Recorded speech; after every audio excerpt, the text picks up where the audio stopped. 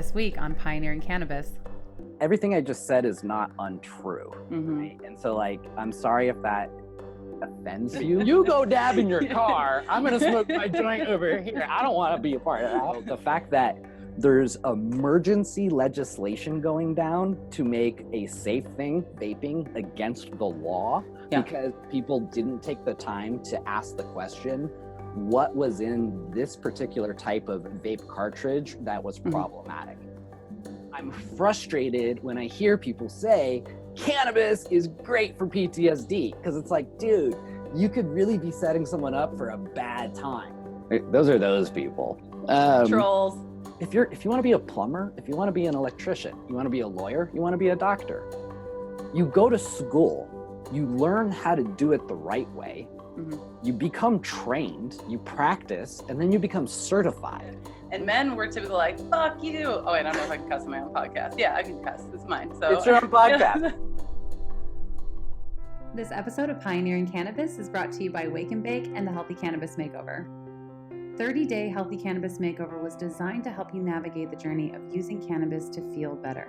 If you're struggling with low energy, sleepless nights, or getting on and off the health wagon, this program is for you. I designed the Healthy Makeover to help you understand how cannabis can play a role in improving your health and to help you start seeing results quickly without all of the confusion. Combine my favorite practices from cannabis and health coaching, intuitive eating, and yoga, and put them in a simple 30-day program that's easy to follow. I love this program so much that I've included a no-risk 7-day money-back guarantee, so you can try it, and if you don't like it for any reason, I'll give you your money back. No questions asked.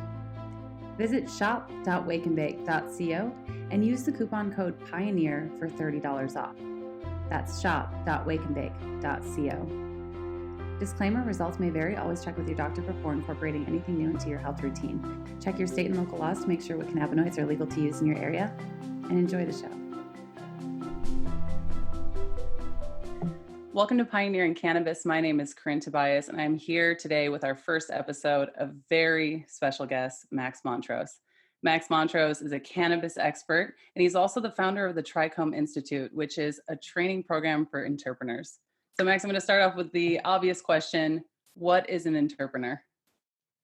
Well, and just to, I guess, say at first, I think the primary thing Trichome does is work with the Cannabis Sommelier program, which is interpening, but we also do a variety of different things within the cannabis space, not just interpening. But when it comes to what interpening is, it is the foundation for a cannabis expertise that's legitimate, the way that the world of wine has a legitimate bona fide certification program, which would be a sommelier, similarly to a beer cicerone or a coffee cupper. So if you're someone who has passed any level of certification of interpening, that would make you an entrepreneur. Yeah, an entrepreneur. I'm on my way. I'm on my way to level 1. I'm very excited about it. I've been doing Max's course for a day now, and I feel like I've learned more in a day from you and from that course about the structure of the cannabis plant and the chemistry of a cannabis plant than I've learned in, the 7 years of doing this. So it's amazing. Yeah,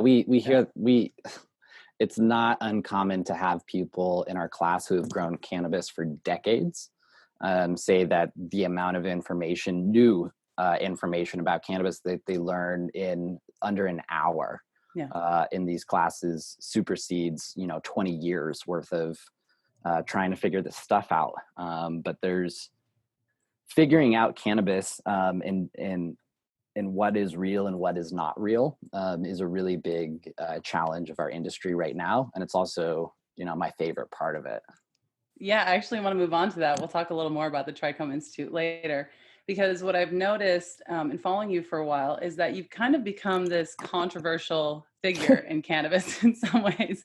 It seems like every video that you post, every stance that you make, it seems like there's usually these waves of stuff and responses about it. And I think a lot of the controversy comes from the established misinformation that's just so deeply ingrained in our culture and our industry. And you kind of like rub up against that and you're like, well, actually, you're that well, actually guy, right? Well, actually, that's not what it is. And so people really have these like emotional responses to it. So I want to talk about a couple of those things that people really have emotional responses to. And the first thing Sure. is dabbing. So dabbing is prolific in our culture and our industry. Over 50% of people say that they've tried dabs who have tried cannabis. 36% say they use it regularly, which is once or more a month. And the reasons that they use dabs, especially regular users, is so interesting because it's about curiosity. That's what they've self-claimed, that it was about curiosity and experimentation, right? So it's this more psychoactive, psychotropic experimentation. And typically flower users or people who don't use dabs very often, it's usually for these other health and wellness reasons and medical reasons. So since it's so prolific in the industry and it's people use it a lot, what do you think about it?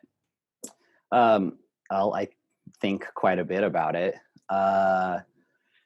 First of all, I am that actually guy. The first thing that we need to be clear about is what it is that we're saying.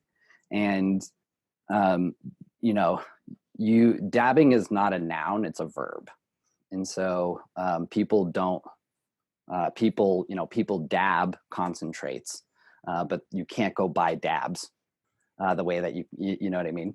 Yeah. And so that's really critical, because what is it that we're talking about? We're talking about dabbing, which is freebasing. And what is it that we're freebasing? Concentrates. And what types of concentrates? There's a massive spectrum of them.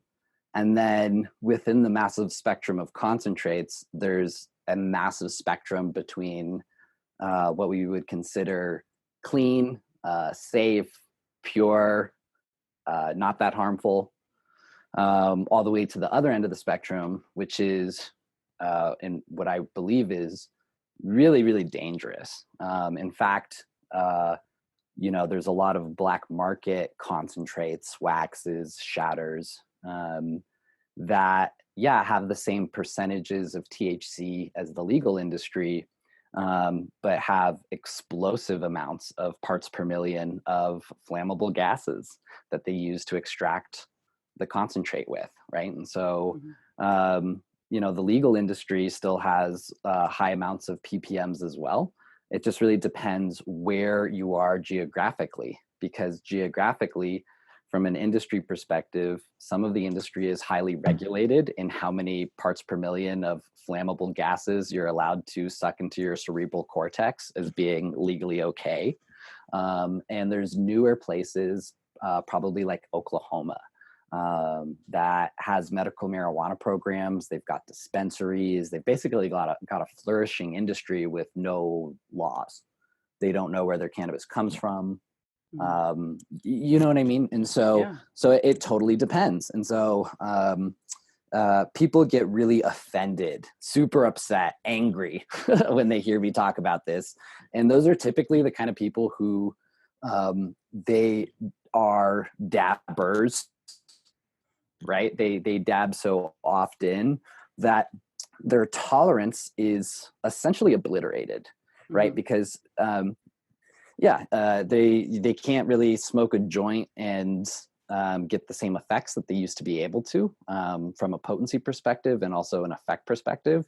And it becomes frustrating. I guess at the end of the day, that's their thing, and they kind of fall in love with it. They become connected to it. And so I think when they hear someone for the first time explain how and why that thing you do constantly might be really dangerous, depending on how you're doing it. It's something that upsets people. But because when you're talking about flammable gases, we're talking about things like butane, right? And I don't know how much research has been done on how butane really affects, like you're talking about blasting it into your frontal cortex. And it's a very intense process. For those of you who don't know what dabbing is, I mean, it takes typically a blowtorch and a nail, and it's a very high heat process. Well, here's what we do know about butane. The gas butane in and of itself is something that is abused as a drug. And if you look at research out of the UK, they know that people who use butane to get high off of as like an inhalant, which is bringing butane into your brain, which is the same thing you're doing when you're dabbing butane concentrates where the butane's present, right? And you can measure that in how many parts per million of butane is present in your product. And we know that people who inhale butane, it's really dangerous, and it's also carcinogenic. It has polyaromatic hydrocarbons, as well as multiple types of heavy metals within the liquid and then the gas itself. And so, you know, like if you extract something with butane and you have a high amount of that butane in there, it's not just flammable gases with polyaromatic hydrocarbons and heavy metals that you're sucking into your cerebral cortex just to get THC in there, right? Like, right. Okay, but there are many other ways to do that. Yeah. Right. And that, but if what has been extracted came from plants that were sprayed with pesticides or fungicides, it's also not uncommon in the cannabis industry for, you know, black market growers or growers in general to use pesticides and fungicides that aren't legal for plants for human consumption. Like Eagle 20 is made for powdery mildew for the lawns of golf fields. It's not made to be sprayed on stuff that people eat, but it works really well. So growers will use it.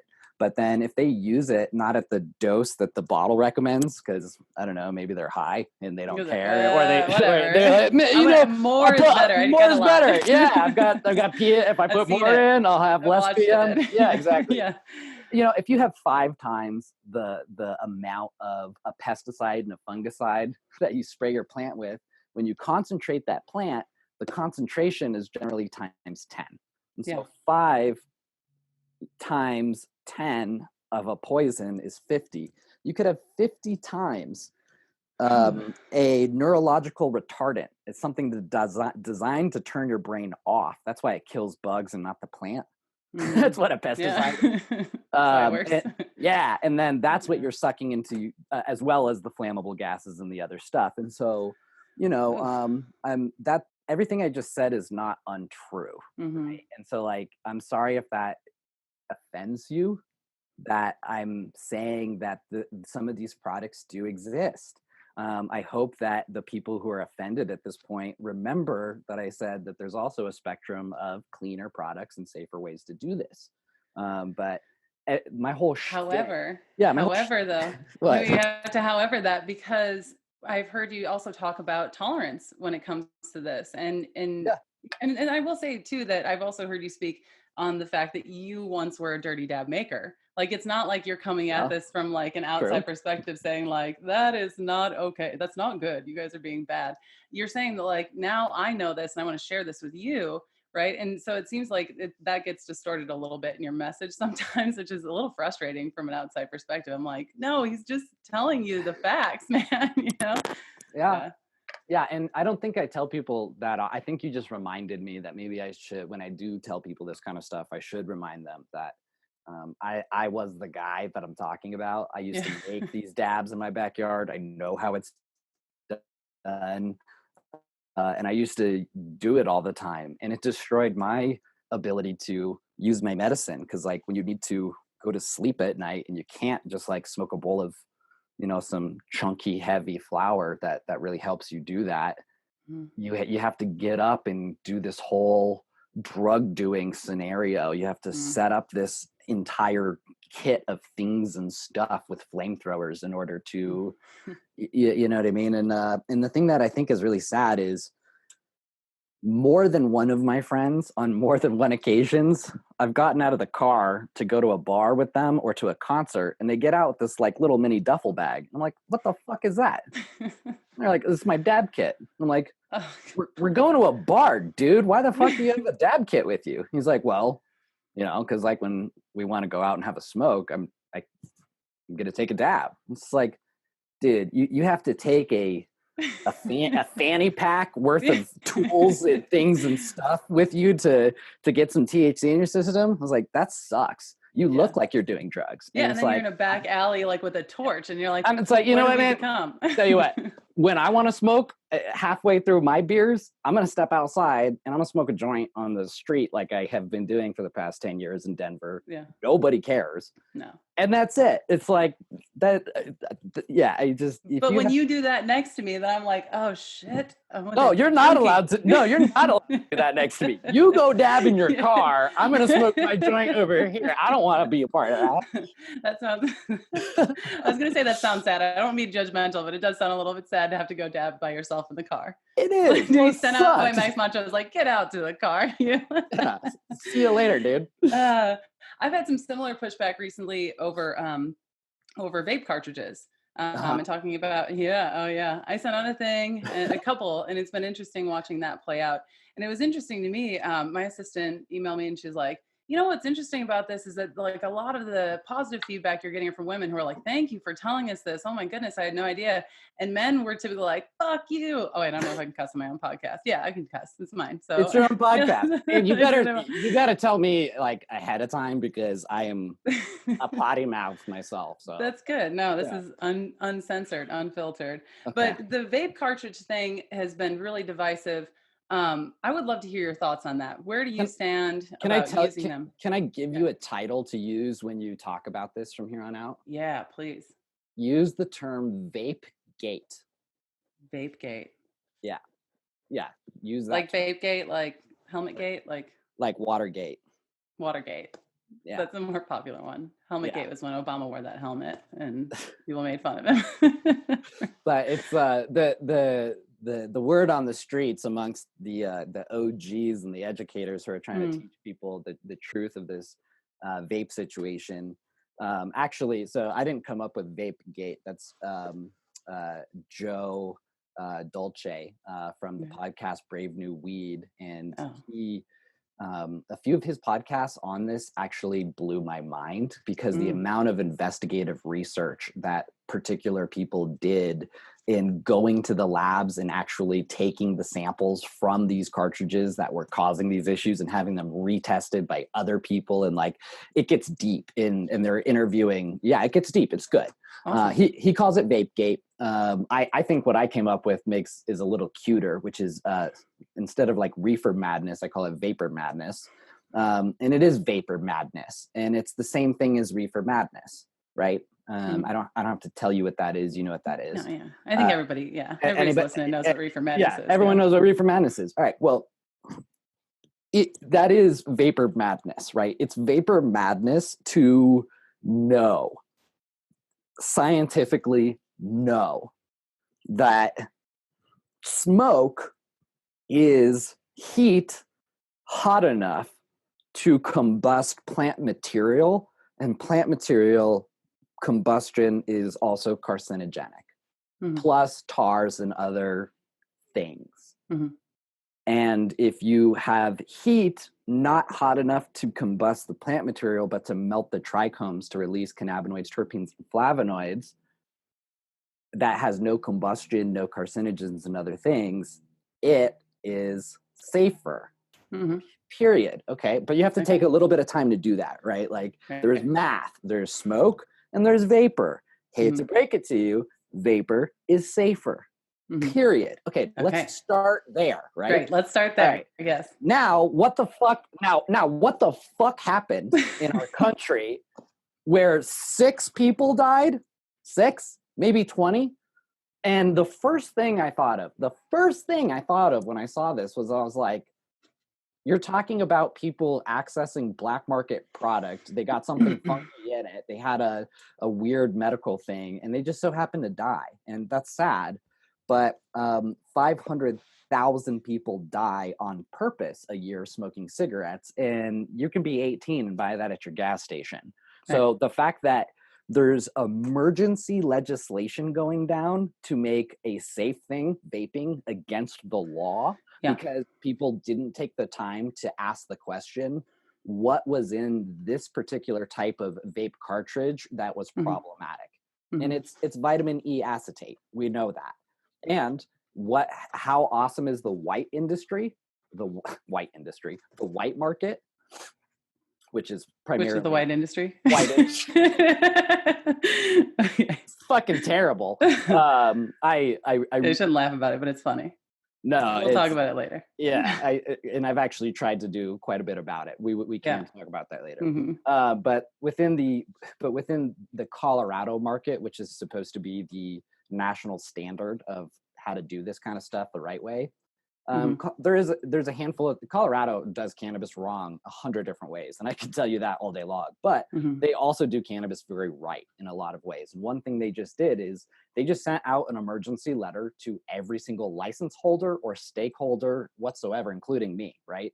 I don't even work in the licensed industry, but I'm so connected to it that even I got a letter from the Marijuana Enforcement Division and the Colorado Department of Public Health and Environment as an emergency email to the entire statewide industry. Vitamin E acetate products must be pulled off the shelf and thrown away immediately. You have to process it. You have to prove it. You're never allowed to use it again. And it's being included in all lab testing from here on out.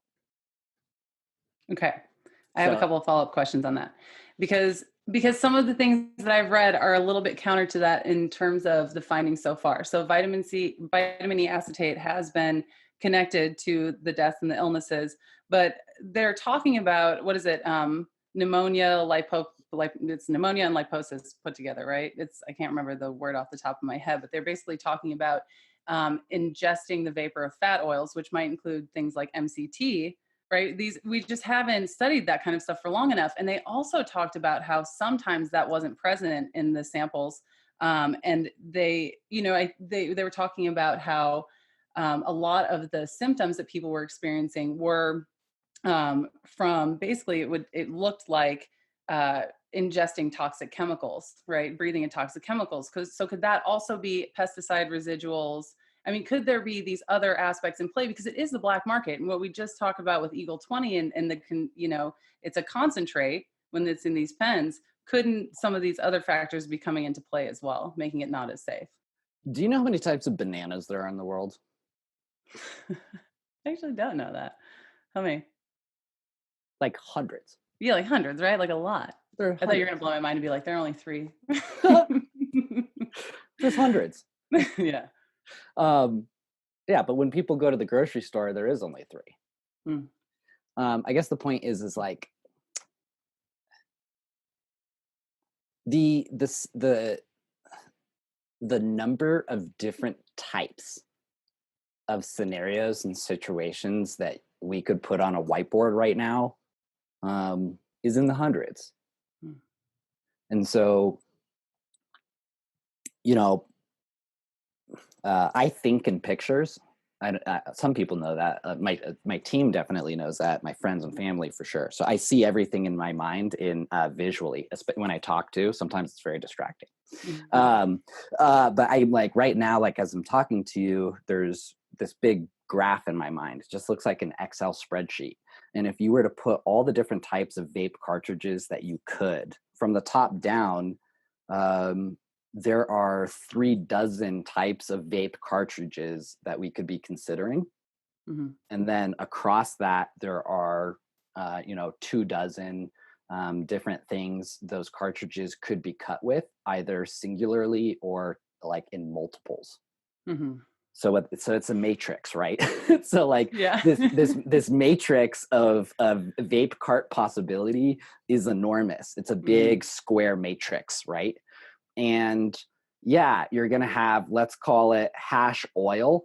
I call it hash oil because it's hash, because it's the resin of the plant removed, but in the form of oil. So you have hash oil just on its own, right? The amount of testing that you need to do with cutting that with cannabis-based terpenes, non-cannabis-based terpenes, vitamin E acetate, plants that were sprayed with myclobutanol, plants that were sprayed with Eagle 20, plants that were sprayed with Avid, plants that, it's just, but it's like, you know what I mean? It's like, Yeah, but that's like a nightmare to me. That's a minefield to me. Yeah, it is. I'm like, Well, I don't want to, when somebody passes me a cartridge, I'm like, oh God, because I see the same thing. I'm like, oh, it goes, and I'm like, no, thank you.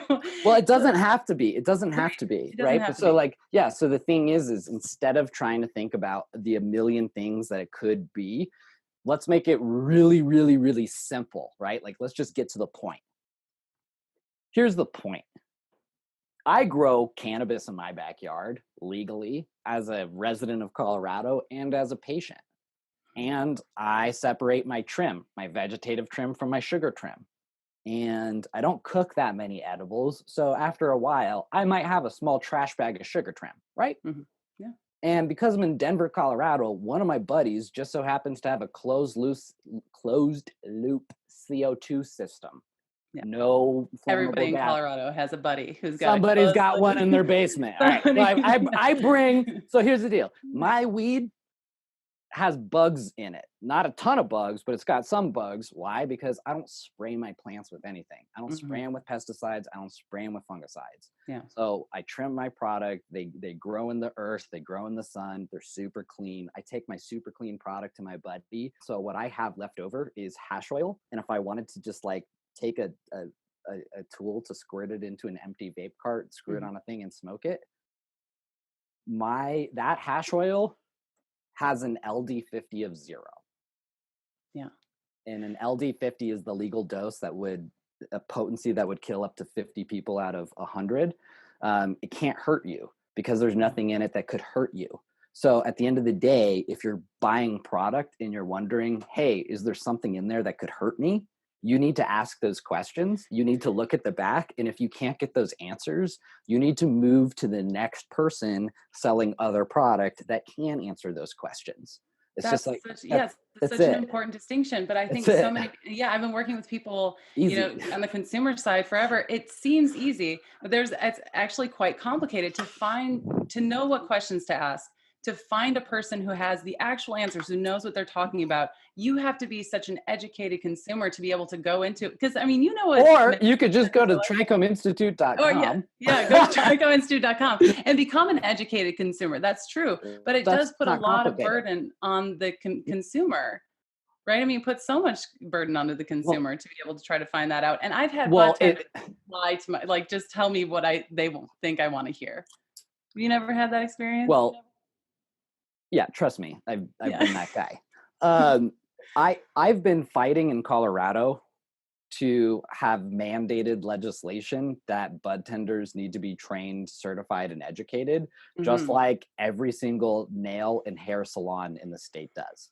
Yeah. You can't paint fingernails or cut someone's hair without being trained and certified and having your certification posted, right? Because cutting people's hair is a really huge health risk. Pretending to be a pharmacist, right, and helping medical patients with these really complex medicines is a whole different ballgame. They have no training. They've got no. And they go like, I liked bubble number 5. I had it last night. It was so fun. So what that does is that puts the burden on the consumer to be educated, because unfortunately your staff at your local dispensary typically isn't. It's not always the case. More and more dispensaries are becoming more and more educated, thankfully. But not to do a sale in the middle of my thing here, but just to tell you, because the Trichome Institute has been focusing on training and certifying experts, and it's like really high level cannabis information, we actually are about to release a course for newbies. And it's not expert information. Awesome. It's all the stuff you need to know. And it covers a lot of the stuff. But I just want to let you know, we're really starting to spread out like what we teach, how we teach it. It's becoming more interactive, more creative, more hilarious. Yeah. I love that. I mean, and because you are such a good educator, I think for multiple levels. I really love geeking out on your stuff these past few days. And then I go to my friends and I go like, oh my God, you know, like, and these terpene and like, you know, and I just like, no, trichomes on all these plants, you know, and they're like, okay. And your okay. friends are like, could we just smoke it now? Could you Yeah, exactly. stop talking about it? And they're like, what strain is this? And I'm like, well, actually, We don't believe in strains anymore. we don't believe in strains. I want to talk to you about that. Let's move on to some of this. So Okay. I want to talk to you about another controversial thing that I think you got wrapped up in too, using the term marijuana. Now, I did not use the term marijuana forever. It was a dirty word in the Cannabis Coaching Institute. It's been a dirty word because I thought it was racist. I think like most people in the cannabis industry, we really took hold of that, right? Like, no, we're not going to use that word. And now it's kind of, there's this really interesting debate going on over whether or not we should use the term marijuana. So I'd love to hear your thoughts. Yeah. So I'm just like you. I refuse to use the term for the same reasons. In our older material, you would see us use terms such as indica and sativa, and you don't see those terms anymore. But we do explain why. And you never saw the word marijuana show up. For the same reasons that you were saying. We didn't want to promote anything that was negative. So I don't think we have to spend much time teaching people why we believe the word is negative. You could just do a quick Google search on the word marijuana and you will just see mountains of information just explaining that it is racist and everything from the 1930s. And how we use that word to confuse farmers who weren't voting about hemp. They were voting on this new thing they never heard of before, marijuana, which included hemp. And that's kind of how the whole ball got rolling, right? Right. What we didn't know was how amazing the word marijuana actually is and where it actually comes from. And the fact that it's ancient and that it's over 500 years old and that it came from the time period of the Spanish Inquisition, taking over all the native indigenous peoples throughout Mexico, forcing them not to grow their entheogenic plants, entheogens being sacred plants.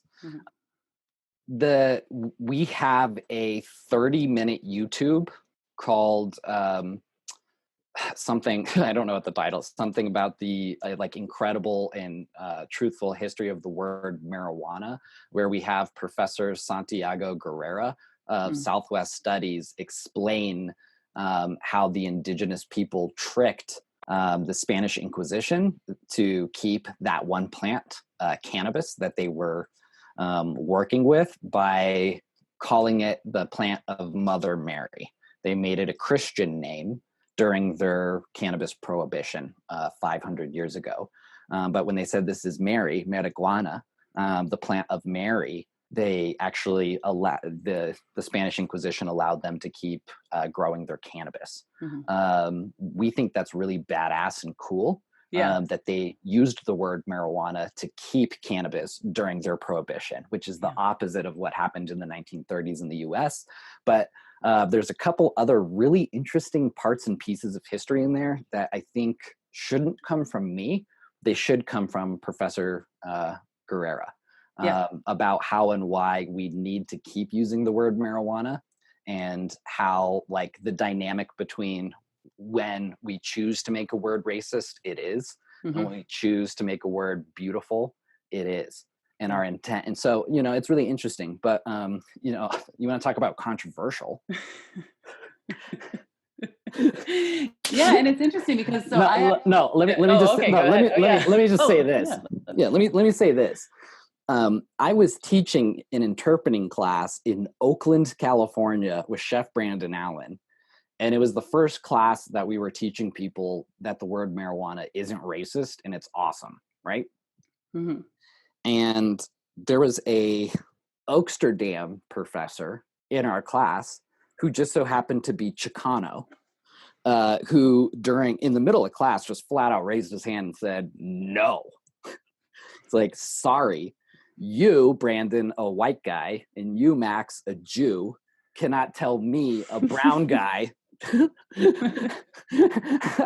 that the way that I should look at the word marijuana is in that way. He's like, no, that doesn't work. You can't do that. And to be honest, he's not wrong. Mm-hmm. Yeah. So that's why we're so thankful to have Professor Santiago Guerrera help us crush this. So it's really good stuff. Yeah, I mean, yeah, what, two white educators walk into a cannabis class and they say marijuana's not racist. Marijuana's not racist. This brown guy's like, nope, no. Yeah, but we also have Isaac Campos is homegrown. I'm reading this right now, and this was the book that was recommended to me on this subject. It's not coming from our perspective, and I think that that's the important thing, because what I think was interesting to me about the backlash was that a lot of white people took offense to what you were saying and to just to this idea in general. And so I think it's just an interesting dynamic. It's just an interesting controversy and watching it play out.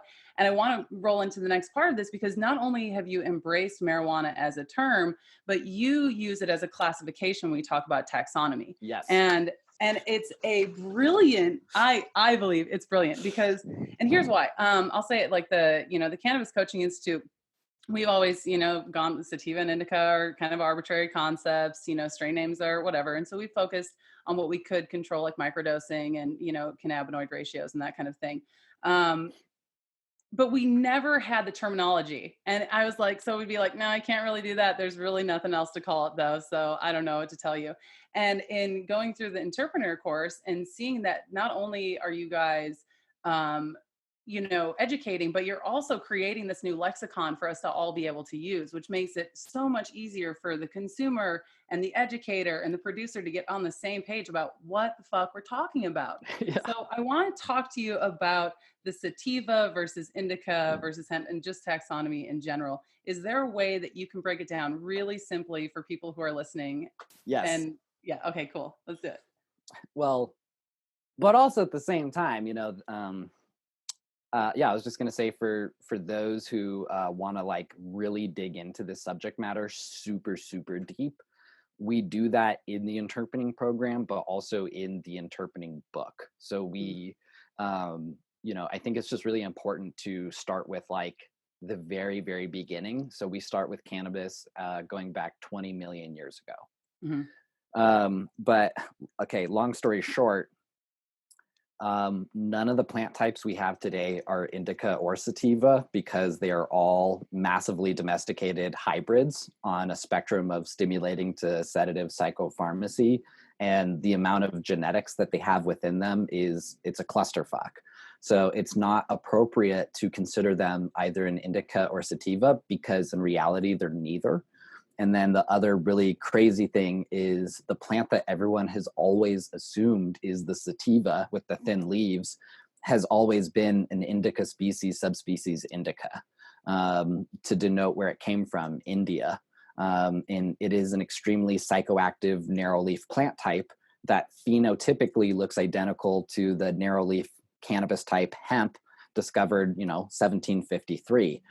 Just 80 years prior by Carlos Linnaeus in Europe. And so like what you think is indica, what you think is sativa is actually an indica. And even though it's technically an indica, the genetics aren't really pure indica genetics anymore. So none of these plants are indicas or sativas. Like that's the point. You mean like people can't just walk in, because you see this all the time. If you're standing in a dispensary, somebody comes up and they're like, I really want an indica, I really want a sativa. And then somebody will actually give them something, right? I mean, there's like, oh, this is the answer to your question of this not real thing. Right? Yeah, it's like at the same time, we also teach that if it's proper communication where someone says, I want a sativa, and what they're trying to say is, I'm not talking about a plant type or a species. I'm talking about an effect. Mm-hmm. And the effect type I'm talking about is stimulating. Could I have that? It's like, sure, you're looking for stimulating versus looking for sedative. But here's the Trichome Institute's method on this. How ridiculous is it to assume that it's either stimulating or sedative? Like there's two effects, when in reality, we believe there's 5. Ooh, what 5? Well, the 5 is, and we'll also, to answer your question, at the same time, why we use the classification marijuana is because instead of using indica or sativa, thanks to Rob Clark, and Mark Merlin in their book, Cannabis Evolution and Ethnobotany, which is a textbook this thick. It's actually their recommendation to use acronyms, which are more accurate. The only problem is their acronyms use NLD, narrow leaf drug, to denote something different from hemp. But the problem is hemp is a drug. If you just go to PubMed and search CBD, phytocannabidiol, there's 2,500 medical articles on how that molecule is a medicine, and medicine and pharmacy are drugs. So the hemp plant is being used and farmed for drug purposes the same way the marijuana plant is. Right. And so the best way to distinguish the two types in the two industries is just really to be real about it. There is a hemp industry and there is a marijuana industry. There is a hemp plant that has narrow leaves. You should call it NLH, narrow leaf hemp. And there are marijuana plants with narrow leaves. You should call them narrow leaf marijuana. Yeah. Done. Easy. Easy. Kinda. Well, not only is it easy, it's also not false. Right. You can't argue with the fact that the plant in front of me that has narrow leaves that get too high is a narrow leaf marijuana plant. You can't say that it's not. It is.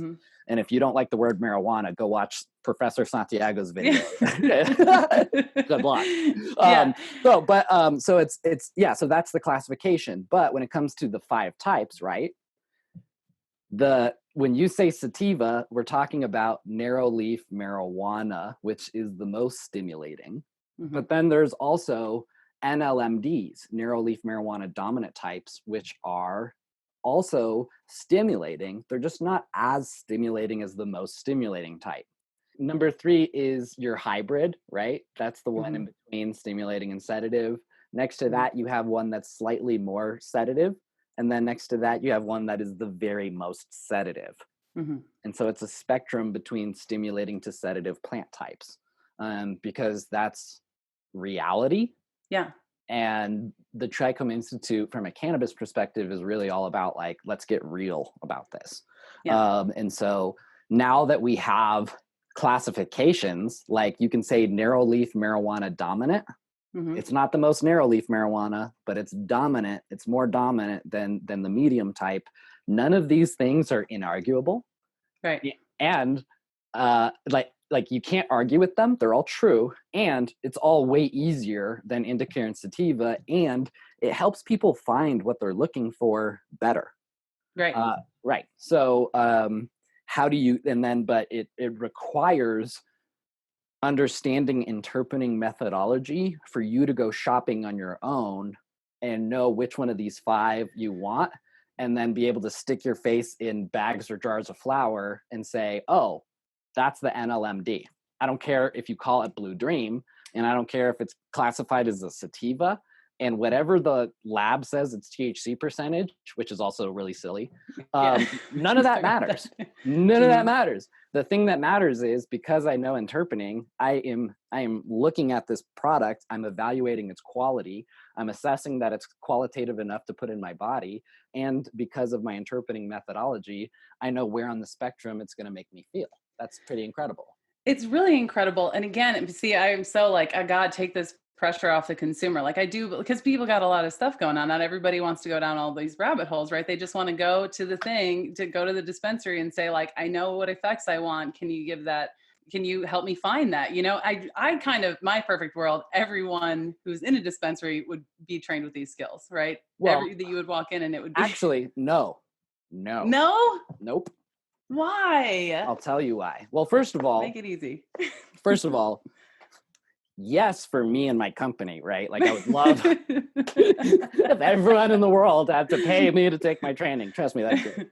But I don't think that's realistic because, bud tenders are going to take bud tender trainings. They're going to take product trainings. They're going to take sale trainings. They're not going to become cannabis sommeliers the way that they should, even though they should, right? I don't think that's realistic, that everyone's going to know interpreting, although I wish that they did. I think what's more realistic is actually the tag program. And probably because you haven't finished interpreting yet, or if you haven't bought our book, you might not know about that. But long story short, the tag program does interpreting methodology for people at the dispensary, meaning You go to a dispensary and all of the flower has been professionally interpened prior to you getting there. So when you go shopping, yeah, that's better. Well, you don't even have to talk to anybody. I can just not exactly. And then not only that, you know, better than, you know, Leafly or Weed Maps, we have the technology. We do. Where if you're in California and you say, hey, I don't want all the Blue Dream in all of California. I want the highest rated quality Blue Dream that there is. And I want the kind of Blue Dream that isn't the most stimulating, it's slightly stimulating. I want an NLMD 95% qualitative or higher. Where is that? I'll drive to that. Right. We have we'll travel for that.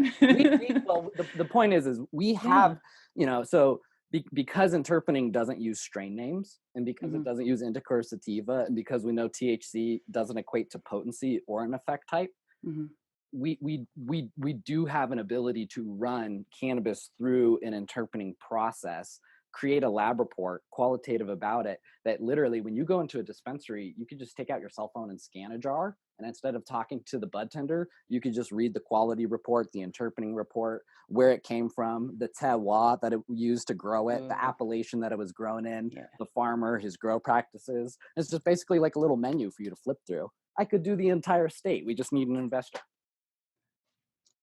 That'd be great. If anybody's listening who's ready for that, I'm ready for it. Although, I mean, I think it's kind of like the self-checkout, right? You're taking away the human element. So, you know, we're all going to be not talking to each other about, but I mean, who cares? It's so incredible what you guys developed with that, really. Do you know Vitamin Cottage? Yeah, I know. Yeah. Yeah. Do you know how there's like literally 10,000 bottles of things and stuff that you have no idea what it does? That's the same thing as a dispensary. It's not a grocery store. Like, and because bud tenders aren't trained, maybe it's okay to take away a little bit of that human element, specifically for the people who need to specifically get what they're looking for. Right.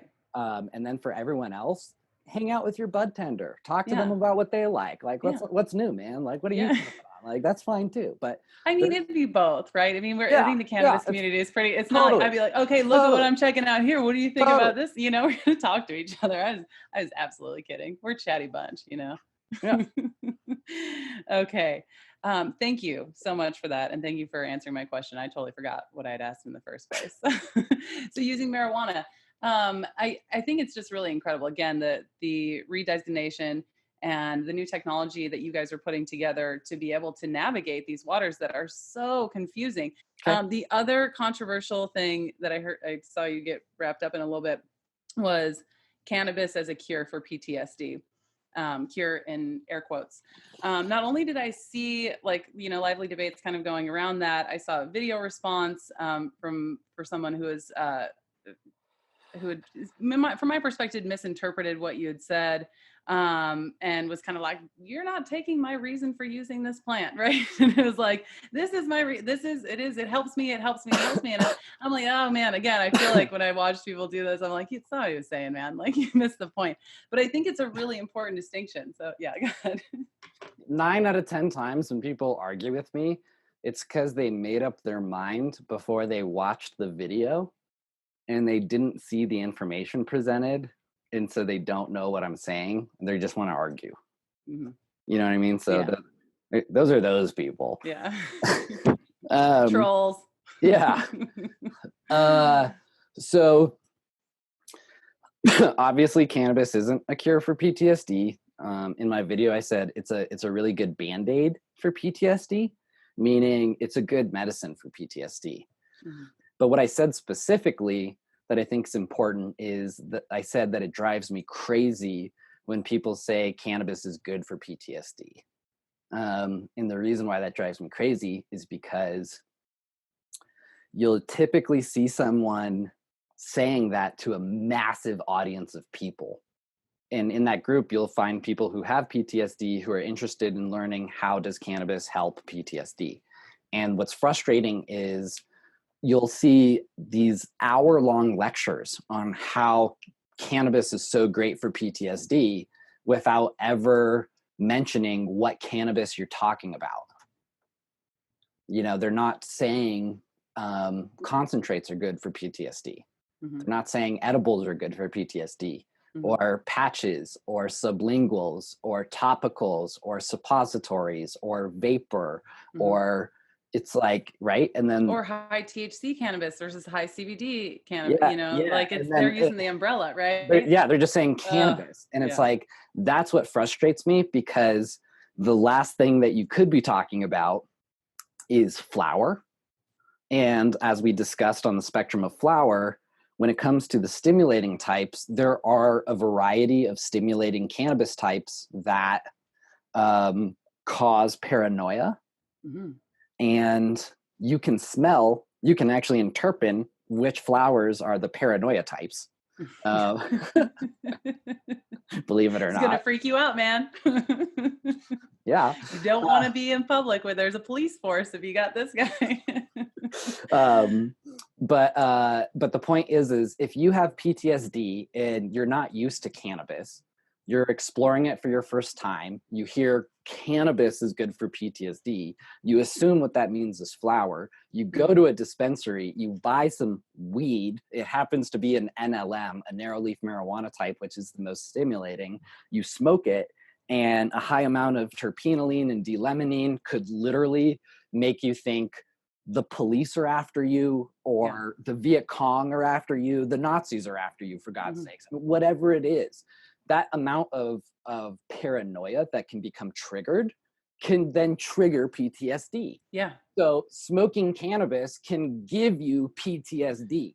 Yeah. So I'm frustrated when I hear people say cannabis is great for PTSD, because it's like, dude, you could really be setting someone up for a bad time. Yeah. Like, someone could smoke some cannabis thinking it's good for PTSD and then jump off a roof and kill themselves because they're having such a hard time with the kind of cannabis you didn't explain to them. What I tell people who have PTSD, who specifically suffer from having anxiety when they smoke cannabis, like they don't smoke cannabis because every time they do, they get anxious. I tell them the best kind of medical cannabis to smoke is hemp. Yeah. Yeah, hemp flower across the board is the shit for PTSD. It's hemp flower and CBD and CBG have been incredible. I had a traumatic event last year that resulted in PTSD, and I was a sativa diva, if you will, before that, you know, like using that, you know, kind of silly term, but I love sativas. They were like the best. I thought they were so super uplifting. I wanted as much stimulation as humanly possible. I felt so creative. And then after that event, I realized that the same strains, the same kinds of things were absolutely horrific. They brought on like bouts of paranoia and anxiety. Yeah. I really like tapered down my THC almost completely and was just using CBD and CBG and vaporizing that.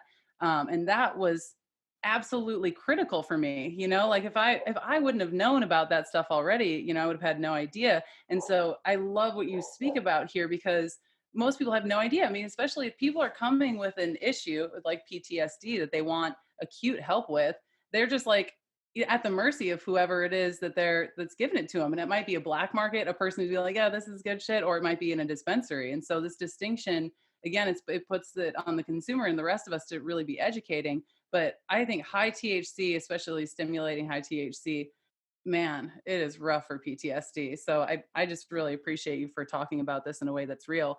And you also, you froze there for a minute, but you also talk about MAPS and something that is a potential, you know, cure for PTSD. Do you want to talk about that a little bit? Yeah, I'm very familiar with the world of sacred medicine in general, for taking care of some kind of big deal stuff. And, you know, that includes peyote, ayahuasca, DMT, and MDMA and things like that.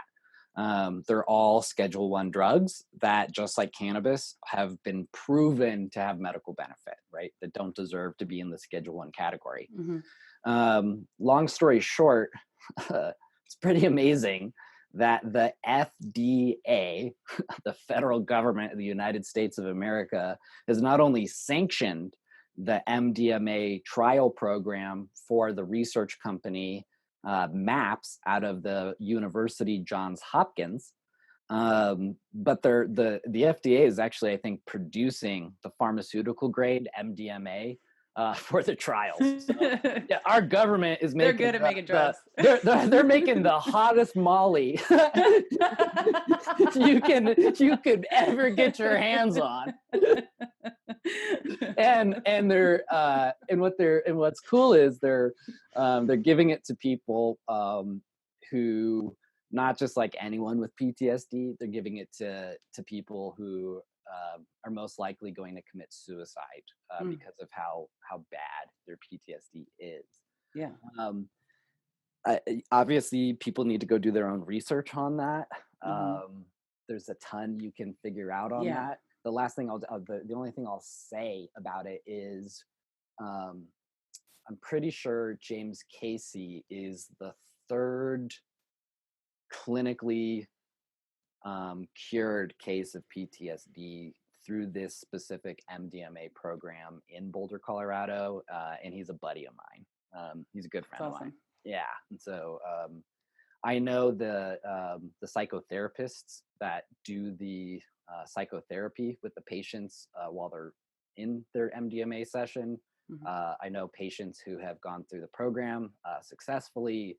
I'm friends with the trip sitters who are there after the therapy session's over for the supervision. I even know the directors. I even know Rick Doblin, the director of MAPS. So, awesome. Yeah, I'm pretty damn aware of like what's going on here. And the thing is like, you know, like I'm a cannabis educator, and Trichome Institute is only cannabis specific. I just think it's really important from an education perspective to teach people who are suffering from PTSD that are trying to go down the finding help road to know that there's a really big light at the end of the tunnel.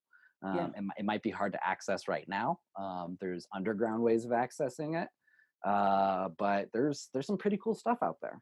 Yeah, it's really worth promising. Worth mentioning. That's why I wanted to talk about it today, because I feel like, you know, we could talk about it all the time. And you talk about sacred plant medicine, and I was curious, do you think that the Trichome Institute will expand into that? Because you mentioned some of the, you were showing in the interpreter class, you know, all of these different plants that have trichomes, right? All of these different, you know, medicinal plants that have trichomes, and food plants, obviously. But is that something that you would like to explore more from the Institute's perspective? I'm pretty confident that the board of directors and future investors of Trichome are going to make Trichome stick with cannabis and be a really specific cannabis education company. And it's too much to bring in. I mean, because the complexity of psychedelic education is monstrosity. And also it's, you know, the Trichome Institute doesn't need to go into that space. It just because it has so much of a need in the cannabis space to achieve and accomplish just in general that I'm going to say no to that. But the person that you're talking to, me, Max Montrose, that's a different story. Ah, cool. So I'll take that class. Yeah. Where are we going, Max? My next class on plant medicine is I'm doing a 1 or 2 hour lecture January 9th, 2020 in Denver, Colorado at the Mercury Cafe on psychedelic cactus, which is something I have a very large expertise in, and something that the vast majority of the psychedelic community pretty much knows nothing about. Yeah. So tell me, Max, are you into cacti though? Yeah. Just a little bit. Yeah. That's awesome. You know, when I do my presentations, when I introduce myself anywhere I am around the world, and I tell people who I am and what I do and blah, blah, blah. And I'm an expert witness and I do this and I do that. And I wrote all these books. But I also tell people that I am a very proud ambassador of the cactus and rattlesnake medicine. as I am. And so I am a very proud ambassador of them. I've been gifted that honor, and That's awesome. yeah, I take it seriously. I want to just move on to a couple questions that people on Sure. Instagram shared, and then we'll wrap it up. So I had a student ask about CBN. How do we create more CBN in home products? How do we access more CBN? It seems like a lot of the CBN products and stuff are processed, and so I think people are curious how to do that at home. Do you have any answers? Yeah, sure. First of all, one thing that trips people up all the time is sometimes people ask me really technical information that has to do with cannabis, but it's in a really hardcore scientific or medical way. Mm-hmm. And people forget I'm not a scientist or a doctor, and that what I'm an expert in is the plant cannabis. Yeah. So I don't know everything. Yeah. So I just want to state that. That's good. You pick a lane. Yeah. But when it comes to CBN, there's a few different things there. THC can break down into CBN. That process does happen naturally over time, but it takes forever. Mm-hmm. You can speed it up by breaking down the molecule with heat, light, time, and oxygen, just kind of keeping it exposed. But to be real, like, I don't think you could have enough flower sitting in the sun trying to degrade the amount of THC into a state of CBN and like be harvesting it that way proficiently. I don't really think that works. Mm-hmm. I think the thing that works, there's really kind of two methods. One is to find a high CBN genetic and to just really grow that, and or recognize how and when your genetic produces its highest level of CBN, which might not be the time that you would harvest it for its highest level of THC, which is when it's finishing, right? Right. So, growing high CBN plants, but those are hard to find and expensive. And then the thing that you might not like, if you're a fan of cannabis or a hippie or down to the earth or true about it all, but in reality, right here, right now, in California, in Canada, in Mexico, probably in many other places around the world, you just put in an order for CBN. Yeah. And how much do you want? You want a 5-gallon bucket of it? Do you want 100 gallons of CBN? Because they just take yeast cells and impregnate yeast with cannabigerol, CBG, and then they teach the CBG to grow CBN. And then yeast does what yeast does. It replicates by cell division every second. And so you can grow a swimming pool of CBN. And they're growing swimming pools of CBN. They are. They are. I mean, they are. They are. Yeah. They're doing that. Yeah. So, take a dive. Yeah. So, it wouldn't be outrageous to assume that in the very near future, someone could go to the dispensary and buy themselves a bottle of CBN or a packet of CBN and spread that into whatever they want. Yeah. I've also heard, I talked to Chanel from Ardent Cannabis, and she said that some of their research about decarbing and then smoking also produces higher CBN. I'm not sure. I haven't looked at that data, but that's what she said. So I think that's another option. You can put it in the oven and then smoke it after. I've tried it before. It doesn't taste good. No, I was like, I'll go to sleep anyway. to be honest, I haven't seen any research on that, but just trying to think about it from what I hope is a common sense perspective. So if you decarb it in the oven and then you put it in a bowl and set it on fire and smoke it, what's the difference between putting it in a bowl first and then smoking it with a simultaneous decarboxylation? Wouldn't you be ingesting the same amount of chemistry that is decarbed both they're both being decarbed prior to ingestion, and you're Right. smoking the same thing, and the amount of chemistry in it is the amount of chemistry in it. Right. So And it's just like, that just kind of sounds like a stoner idea. That's almost like if you eat mango before you smoke weed, you'll become higher. It's like, no. It's like, no, you won't. Not at all. Let's not go down that rabbit hole. We'll really piss some people off. I'm sorry, but it's no, you're too high. Just smell black peppercorn. It has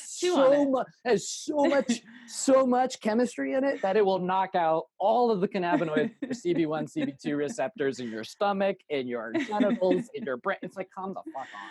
No. Yeah, I think the idea no. behind it. Yeah, I agree. I think I need to see more data, obviously. But I think the idea behind it was that it's degrading it faster.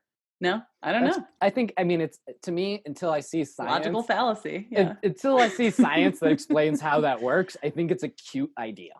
It is a cute idea, though, isn't it? It's a cute idea. Oh yeah. It's like organic. It's like DIY. You just decarb it, and instead of getting yeast from Mexico and putting it in a swimming pool, that sounds much more my speed. All right. Okay. Let's see. I'm curious. I want to ask a couple of questions about the Trichome Institute. I promise we'll wrap up. I'm glad that I kept this under 3 hours, to be honest, because I had so many questions. But what exactly does an interpreter, after they take your course, what are the possibilities? Are there job openings? Are there things that they can do to kind of start their own thing? What are people doing with the certification right now? Well, if you go to the trichomeinstitute.com/interpreting, or just go to Trichome and go to the interpreting page, on the bottom of the page, or close to the bottom of the page, shows a variety of people who came to Trichome, became level 1, level 2, some of them level 3 interpreters, and those people now have started their own businesses. They're consultants for different agencies. One of them from Chile is the official cannabis smoker of Chile. When he came back to Chile with this level 2 certification. And I'm not kidding. Like, there's videos of him in the public news in Chile, like, explaining to people that he's a cannabis sommelier, and he is. Yeah. Literally all over the world, we have people that do this, and like, it's incredible what people can do. The thing that is awesome for me is the amount of soccer moms that come to class. Yeah. I'm a soccer mom. Yeah. Well, and it's because they're just so frustrated that they can't get quality information about cannabis from their bud tenders in the dispensary, and they've got a kid who needs to, use cannabis for, one reason or another, and they want to become highly educated themselves. But we get chefs from New York and LA all the time who are planning to start incorporating food pairings and want to do it intelligently. Even do posts sometimes on the Trichome Institute Instagram, where people just send us messages that say, hey, I just took your course, I just got certified, and I brought my certification to this dispensary, and I got a job because I knew more about cannabis than anybody else who worked there, and I proved it to them. It's like, that's kind of what the power of knowledge is supposed to do. Yeah. And also, it's like if you want to be a plumber, if you want to be an electrician, you want to be a lawyer, you want to be a doctor, you go to school, you learn how to do it the right way, you become trained, you practice, and then you become certified. And then when you go out into the world and you're looking for a job, you're more hireable because you've gone through those processes, right? Yeah. The amount of bud tenders that walk in and are like, listen, man, I've been smoking weed my whole life. Can I have a job? It's like, okay. That compared to people who are like, listen, man, I went to Trichome Institute and I became certified in cannabis product and sales training and interpreting, which means I can talk to patients about how these plant types work, how to get around these strain name issues, how to break down lab testing. I can talk to them about what terpenes and cannabinoids are. I know the difference between a transdermal and a sublingual, a topical, a tincture. I can tell women why suppositories are fantastic for their endometriosis, all that kind of stuff. So, hey, could I have a job? It's like, yeah, you can have a job. Right? Oh, Yeah. Yeah. I love it. I love Yeah. it. Max, I just want to thank you so much again for joining me. This is incredible. You've been the most incredible first podcast guest that anyone could ever dream of having on. It's been an honor speaking with you. It's a true joy to learn from you. I can't wait to see how everything continues to unfold for you. I can't wait to learn more from you and get on this cactus game that you've got going on. Thank you so much for joining me. And I can't say thank you enough. Thank you, thank you, thank you. I hope Yeah. you have a beautiful Thanks for day. having me. And I hope you enjoy the rest of your interpreting lesson and certification. And when you're done with that, then you'll be able to come to our 10-hour in-person workshop where we train your face and your nose to smell the different typicities and the different mold types and how to smell the spectrum of psychopharmacy and the different terpene arrangements. And we'll geek out with 100 types of live flower in class for 10 hours straight. Microscopes, terpene jars to smell. We'll blindfold you and make you guess which terpene is which. So it'll be fun. Will you teach me how to say actually, like in a way that it really bugs people? Actually, everything you know to be true about weed is wrong. Perfect. I'll have it ready. Awesome. Well, thank you very much. Thank you. I appreciate the podcast. Thanks for your time and the opportunity to share this information. So thank you. Thank very you. much.